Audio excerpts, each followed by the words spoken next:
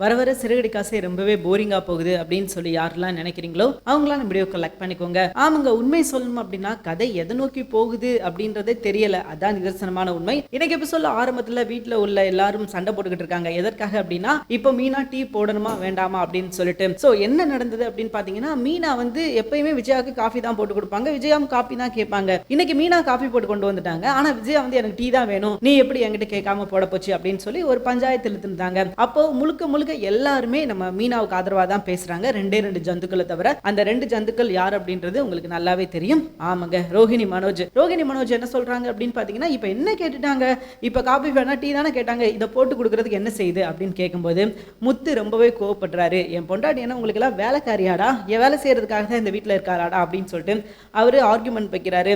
So இந்த argument சரிதான் அப்படின்னு சொல்லிட்டு நம்ம சுருதி சொல்றாங்க, இது சரிதான், அவங்கள சொல்றதுல என்ன தப்பு இருக்குது அப்படின்ற மாதிரி கேட்குறாங்க. ஏன்னா மீனா வந்து கஷ்டப்பட்டு தான் எல்லா விஷயமும் பண்ணிக்கிட்டு இருக்காங்க. அவங்களும் வேலைக்கு போறாங்க, எல்லா விஷயமும் பண்றாங்க. அவங்க மட்டும் ஏன் எக்ஸ்ட்ராவா வேலை பார்க்கணும், அவங்களுக்கு தேவையான விஷயங்களை அவங்களே பண்ணிட்டு போயிடலாம்ல அப்படின்ற மாதிரி சொல்லி அவங்க வந்து அட்வைஸ் பண்றாங்க. அதே மாதிரி யார் சொல்லியும் ஏற்றுக்கவே மாட்டேங்கிறாங்க. ரவியும் என்ன சொல்றாரு அப்படின்னா, அண்ணி இந்த விஷயத்துல சரியா தான் இருக்கிறாங்க, எதுக்காக அண்ணியை போட்டு இப்படி டார்ச்சர் பண்றீங்க அப்படின்ற மாதிரி தான் ரவியும் கேட்கிறாரு. ஸோ எல்லாரோட ஆதரவும் பார்த்தீங்கன்னா நம்ம முத்து மீனாவுக்கு தான் இருக்குதுன்னு வச்சுக்கோங்களேன். ஸோ விஜயாவுக்கு இந்த நேரத்தில் என்ன செய்யறதுனே தெரியல.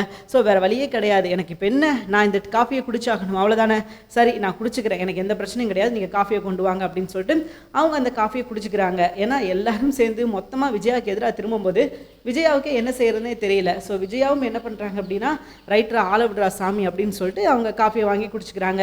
அதுக்கப்புறம் சுருதி மீனா இவங்க 2 பேரும் பார்த்து பேசும்போது அப்போ சுருதி சொல்கிறாங்க, மீனா நீங்கள் எப்பயுமே ஆண்டி கிட்ட கொஞ்சம் போல்டாக பேசுங்க, இல்லை அப்படின்னா ஆண்டி வந்து உங்களை மிளகா அரைச்சிருவாங்க. அவங்கள பொறுத்த வரைக்கும் அவங்க என்ன விஷயங்கள் பண்ணிக்கிட்டு இருக்காங்கன்றது உங்களுக்கு நல்லாவே தெரியுது. ஸோ அப்படி அவங்க பண்ணும்போது நீங்கள் எதுக்காக இவ்வளோ தூரத்துக்கு பணிஞ்சு போகிறீங்க, அப்படி பணிஞ்சு போகணும் அப்படின்ற அவசியம் எங்கேருந்து வந்தது, எதற்காக வந்தது அப்படின்ற மாதிரி இவங்க கேட்குறாங்க. ஆனாலும் மீனாவோட குணம் என்ன அப்படின்றது நமக்கு நல்லாவே தெரியும். ஆரம்பத்துலேருந்து மீனா என்ன விஷயங்கள் பண்ணிக்கிட்டு இருக்காங்க அப்படின்றதும் நமக்கு நல்லாவே தெரியும். ஸோ அதனால மீனா கிட்ட அவங்களோட கேரக்டரை எப்பயுமே மாற்ற முடியாது அப்படின்றது தான் நிதர்சனமான உண்மை. ஸோ மாற்றவும் முடியாது, அவங்களும் மாற மாட்டாங்க. இதுதாங்க முழுக்க முழுக்க உண்மை. சரி, இது ஒரு பக்கம் இருக்க, அடுத்ததாக சுருதி இன்னொரு முக்கியமான விஷயத்த சொல்கிறாங்க. என்ன சொல்கிறாங்க அப்படின்னா, நேற்று எங்கள் அம்மா எனக்கு ஃபோன் பண்ணாங்க, ஃபோன் பண்ணி ரவி நீத்து இவங்க 2 பேரும் பழகிற விஷயங்கள் சரி கிடையாதுன்னு சொன்னாங்க மீனா அப்படின்ற மாதிரி சொல்ல, அப்போ மீனா கேட்குறாங்க, என்ன சுருதி சொல்கிறீங்க, என்னாச்சு அப்படின்னு சொல்லி கேட்கும்போது அப்போ சுருதி விளக்கமாக சொல்கிறாங்க, இல்லை எங்கள் அம்மா வந்து நம்ம ரவியையும் நீத்துவையும் வந்து ஏதோ ஸ்பை வச்சு பார்த்தாங்களாம், 2 பேரும் பழகிறதுல வந்து ஏதோ தப்பு இருக்குது அப்படின்ற மாதிரி எங்கள் அம்மா சொல்கிறாங்க மீனா, இது எப்படி அப்படின்னு சொல்ல உடனே மீனா இருந்துக்கிட்டு, ஐயோ இங்கே பாருங்கள், நீங்கள் ரவியை சந்தேகப்படணும் அப்படின்ற அவசியமே கிடையாது, ரவி உங்களை தவிர வேறு யாரையுமே பார்க்க மாட்டார், ஏன்னா ரவியோட கேரக்டர் அப்படி, குணம் அப்படி, யார் சொல்லியும் நீ நம்பாதீங்க அப்படின்ற மாதிரி சொல்கிறாங்க. அப்போ சுருதி இருந்துக்கிட்டு, மீனா இதை நீங்கள் சொல்லி தான் தெரியணும் அப்படின்ற அவசியம் எனக்கு கிடையாது, எனக்கே என்னோட ரவியை பற்றி நல்லாவே தெரியும், ஆனால் இருந்தாலும் இப்படியுமா மீனா பண்ணுவாங்க, காசை வாங்கிட்டு போய் வேவு பார்த்துட்டுலாம் வருவாங்களா அப்படின்ற மாதிரி சொல்லிக்கிட்டு இருக்கும்போதே ரோஹிணி பின்னாடி இன்னும் கேட்டுக்கிட்டு இருக்காங்க. ஏன்னா அந்த கேவலமான விஷயத்தை பார்த்தது அவங்க தானே. அப்போ என்ன சொல்றது என்ன செய்யறதுன்னு தெரியல, அவங்க ஒரு ஓரமாக நின்று பார்த்துக்கிட்டே இருக்காங்க. நல்லா சுருதியும் வாய்க்கு வந்தபடி திட்டுறாங்க. அது போக ரவி வந்து இன்னொரு வாழ்க்கையை தேடி போனால் போயிட்டு போட்டோம், எனக்கு ஒன்றும் பிரச்சனை கிடையாது, அவன் இன்னொரு பொண்ணை தேடி போனா, நான் இன்னொரு பையனை தேடி போகிறேன், இதில் என்ன இருக்குது அப்படின்ற மாதிரி சொல்ல உடனே நம்ம மீனா இருந்துக்கிட்டு, சுருதி நீங்கள் என்ன சுருதி பேசுகிறீங்க அப்படின்ற மாதிரி சொல்கிறாங்க.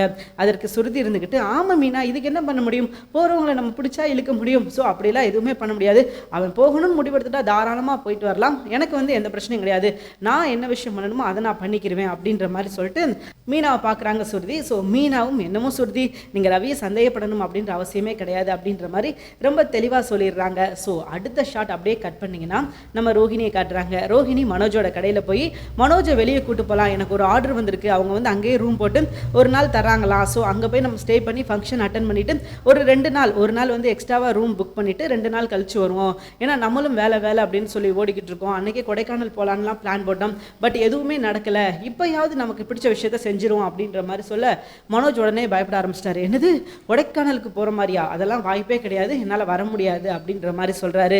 அப்போ ரோஹிணி கேட்குறாங்க, ஏன் மனோஜ் ஏற்கனவே உனக்கு ஒர்க் ப்ரெஷர் இருக்குது, எனக்கும் ஒர்க் டென்ஷன் இருக்குது, ஸோ நம்ம ஒர்க்காக தானே போயிட்டு வருவோம், நம்ம போயிட்டு வந்துடுவோமே அப்படின்ற மாதிரி சொல்ல, இல்லை ரோஹிணி நான் அதுக்காகலாம் ஒன்றும் சொல்லலை, இந்த விஷயத்தை நான் அம்மா கிட்ட போய் சொன்னால் என்ன நினைப்பாங்க, அது வந்து பெரிய பிரச்சனையாயிரும், அப்புறம் உனக்கு ஷோரூமுக்கு வர்றதே உன்னை நிப்பாட்டிடுவாங்க அப்படின்ற மாதிரி சொல்ல ரோஹிணிக்கு ரொம்ப கோவம் வருது. என்னடா இவன் இப்படி பிலிசு மாதிரி பேசிக்கிட்டு இருக்கான் அப்படின்னு சொல்லிட்டு, மனோஜ் நீ பேசுறது சரியா இருக்குது அப்படின்றது உனக்கே தோணுதா, ஏன்னா நம்ம 2 பேர் கல்யாணம் முடிச்சிருக்கோம், நான் வந்து உங்கள் அம்மாவை கல்யாணம் முடிக்கல, நம்ம 2 பேர் தான் கல்யாணம் முடிச்சிருக்கோம், நம்ம 2 பேர் தான் டூருக்கு போகிறோம், இதில் உங்கள் அம்மாவுக்கு பிரச்சனை எங்கேருந்து வந்தது, அவங்களுக்காக நீ எதுக்காக பார்க்குற, அவங்களுக்காக நீ எதுக்காக பேசுகிற அப்படின்ற மாதிரி ரோகிணி சொல்ல, என்னதான் நீ சொல்லு ரோகிணி, அம்மா சம்மதம் இல்லாமல் என்னால் எங்கேயும் வர முடியாது அப்படின்றத அவர் தெளிவாக சொல்கிறாரு. ரோகிணியும் கொஞ்சம் அட்வைஸ் பண்ணி பார்க்குறாங்க, கொஞ்சமாவது சுயமாக முடிவெறா, என்ன ஏதாவது பண்ணுறா பார்த்து பண்ணுறா அப்படின்ற மாதிரி எவ்வளோ சொல்லி பார்த்துட்டாங்க.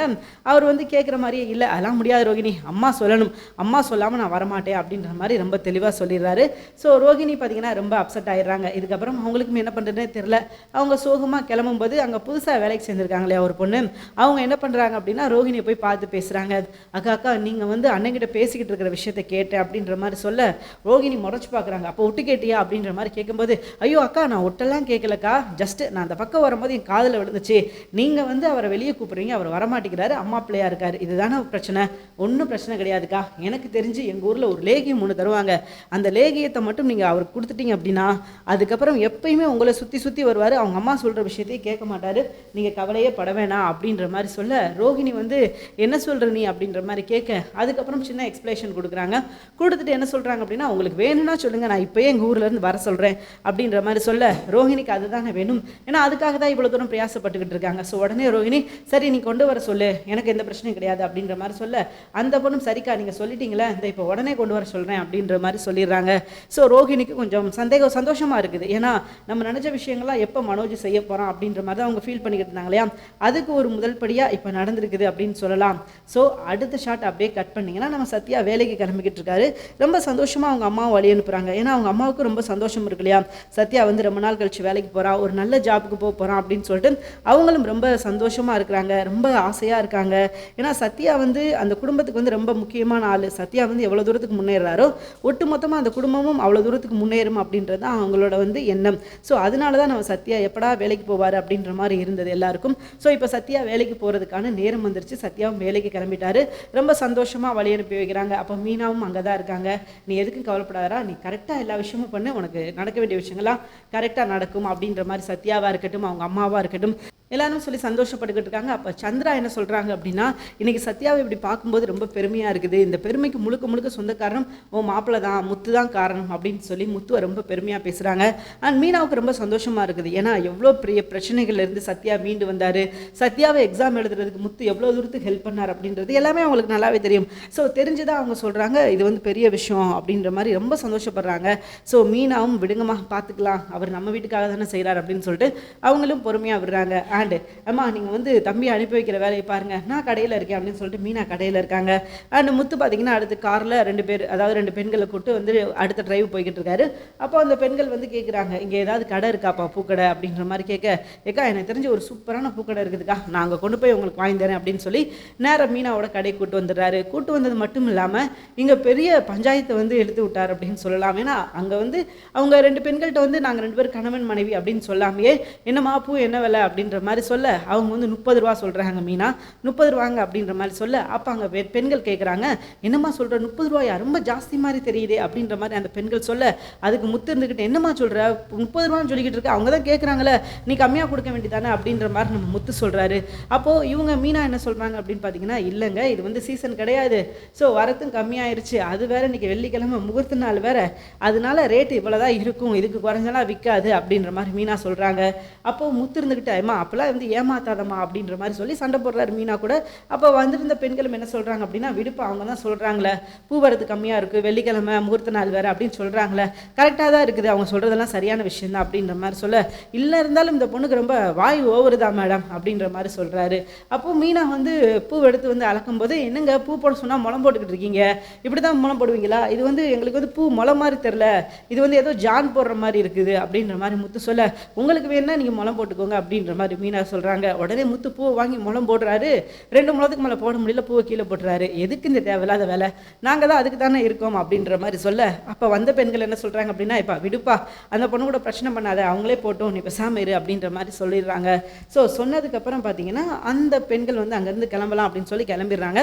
அண்ட் அவங்க அங்கிட்டு போயிட்டு வந்ததுக்கப்புறம் பார்த்தீங்கன்னா நம்ம சீதாவும் அருண்குமாரும் உள்ளே வர்றாங்க. ஸோ 2 பேரும் ஒருத்தர் பார்த்தீங்கன்னா முறைச்சிக்கிட்டே தான் இருக்காங்க. இவர் அவர் வேலையை முடிச்சுட்டு போகிறாரு, அவர் நம்ம சீதா வீட்டில் விடுறதுக்காக வந்திருக்காரு. ஆனாலும் இப்படி ஒரு இடத்துலையும் வரும்போது 2 பேரும் ஒருத்தர் எளிய முனை மாதிரி அவர் ஒரு பக்கம் முறைக்க, இவர் ஒரு பக்கம் முறைக்க. ஸோ 2 பேரும் பார்த்தீங்கன்னா பயங்கரமாக முறைச்சிக்கிட்டு இருக்காங்க. இந்த பிரச்சனை எங்கே கொண்டு போய் முடிய போகுது அப்படின்னு சொல்லி தெரியல. ஆனால் ஒரு விஷயம் தெளிவாக தெரியுது, இவங்க 2 பேரும் நினைக்கிற விஷயம் எதுவுமே நடக்காது. ஏன்னா முத்துவை பொறுத்த வரைக்கும் பார்த்தீங்கன்னா உண்மையிலே நல்ல மனுஷன் அப்படின்னு தான் சொல்லி ஆகணும்.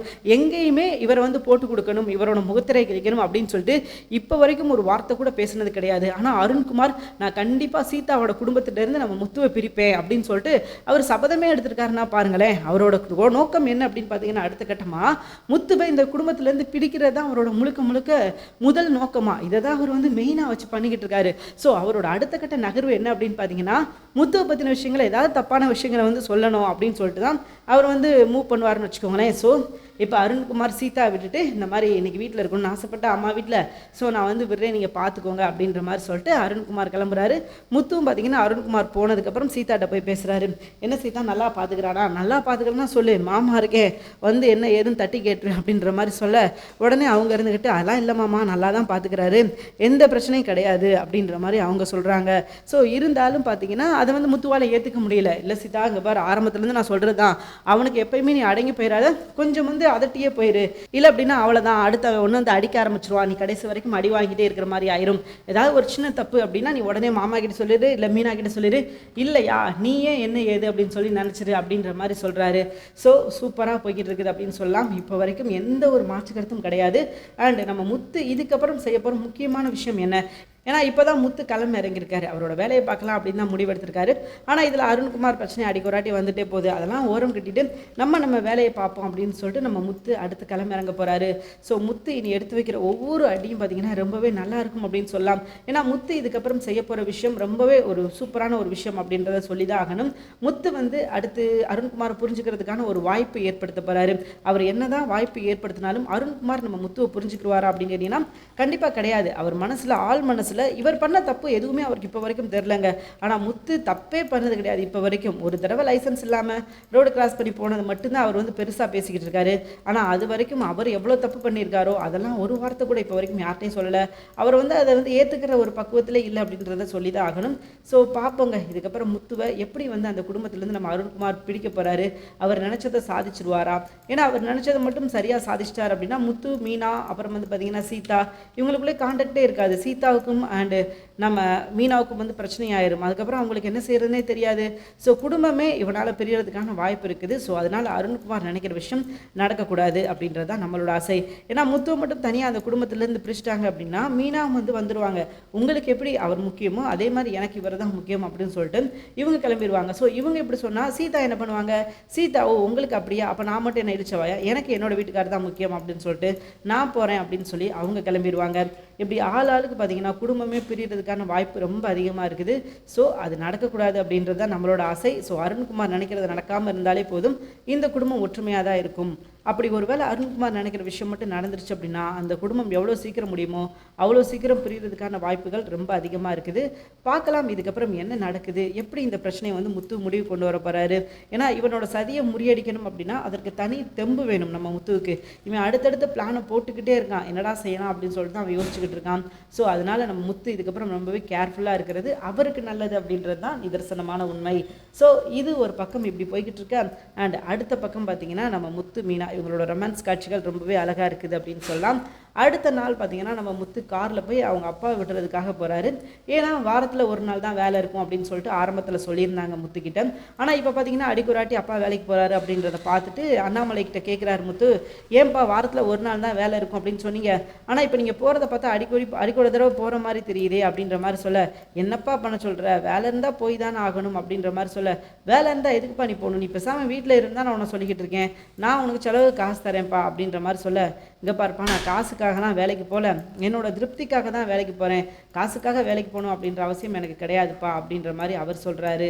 ஸோ முத்துவும் பார்த்தீங்கன்னா சரிப்பா உங்கள் விருப்பம், நீங்கள் எப்போ ரெஸ்ட் எடுக்கணும் அப்படின்னு நினச்சாலும் நீங்கள் தாராளமாக வீட்டில் ரெஸ்ட் எடுக்கலாம், ஸோ அதில் எந்த ஒரு மாற்று கருத்தும் கிடையாதுப்பா அப்படின்ற மாதிரி அவர் சொல்ல, அதான் எனக்கே தெரியும்ப்பா இதில் என்ன பிரச்சனை இருக்குது அப்படின்ற மாதிரி சொல்லிட்டு நம்ம முத்து அவங்க அப்பாவை விடுறதுக்காக ஸ்கூலுக்கு போகிறாரு. அண்ட் இன்னைக்கு எபிசோட் நடந்த விஷயங்கள் அப்படின்னு பார்த்தீங்கன்னா இவ்வளோ தாங்க. இதுக்கப்புறம் என்ன நடக்க போகுது, ஏன்னா இதுக்கப்புறம் நடக்கிறது தான் ரொம்பவே முக்கியமான விஷயம். இவ்வளோ நாள் வரைக்கும் நம்ம எதிர்பார்க்காத ஒரு விஷயம் அண்ட் நம்ம கொஞ்சம் கூட யோசிச்சு கூட பார்த்துருக்காத விஷயம் தான் இதுக்கப்புறம் நடக்க போகுது. ஏன் அப்படின்னு பார்த்தீங்கன்னா சீக்கிரமே நம்ம ரோகிணி மாற்றுறதுக்கான எல்லா அறிகுறியும் கண் முன்னாடி தெரியுது அப்படின்னா அது மிகையாகாது. எப்படி அப்படின்னு கேட்டிங்கன்னா நம்ம ரோகிணி கிட்டத்தட்ட இப்போ மாற்றுற ஒரு நிலைமைக்கு வந்துட்டாங்க. இன்றைக்கி எபிசோடில் பார்த்தீங்கன்னா லாஸ்ட் பகுதியில் ப்ரொமோ காட்டும்போது அப்போ நம்ம ரோகிணியோட அம்மா இருக்காங்க இல்லையா, அவங்க அம்மா வந்து வசமாக ஒரு ஆக்சிடெண்ட்டில் சிக்கிற மாதிரி காமிச்சிருக்காங்க. ஸோ அதனால் என்ன அப்படின்னு பார்த்தீங்கன்னா அவங்க ஒரு ஆக்சிடெண்ட்டில் மாட்டிக்கிட்டாங்க. அப்போ கிருஷ்ணன் அழுதுகிட்டு இருக்காரு. கிருஷ் வந்து அவங்க அம்மா பாட்டியை நினச்சி பாட்டி எந்திரிங்க பாட்டி அப்படின்னு சொல்லிக்கிட்டு இருக்காங்க. அந்த அம்மாவால் எந்திரிக்க முடியல, ஏன்னா ஆக்சிடென்ட் பயங்கரமாக ஆயிருக்கு.